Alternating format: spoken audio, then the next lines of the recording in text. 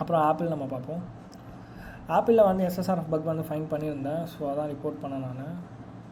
அதோட POCs தான்.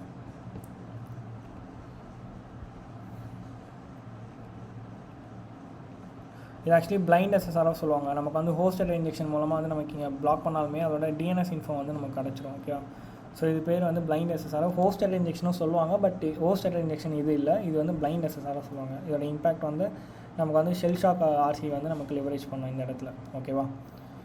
So அதோட POC ஜஸ்ட் வந்து நம்ம கொலாபரேட்டில் ஒரு லிங்க் காப்பி பண்ணி நம்ம ஹோஸ்ட் டேக்கில் போட்டு அண்ட் ப்ரோட்டோக்காலை வந்து டவுன்கிரேட் பண்ணோம். டவுன்கிரேட் பண்ணிட்டு நம்ம வந்து சென்ட் பண்ணும்போது நமக்கு ஏன்னா DNS லுக்கப் வந்துச்சுன்னா அந்த இடத்துல ஷெல் ஷாக் வந்து இருக்குன்னு அர்த்தம். தென் நம்ம வந்து யூசர் ஏஜென்ட்டில் நம்ம வந்து ஷெல் ஷாக்கோட பேலோட் போட்டு நம்ம வந்து RC எடுக்க முடியும்.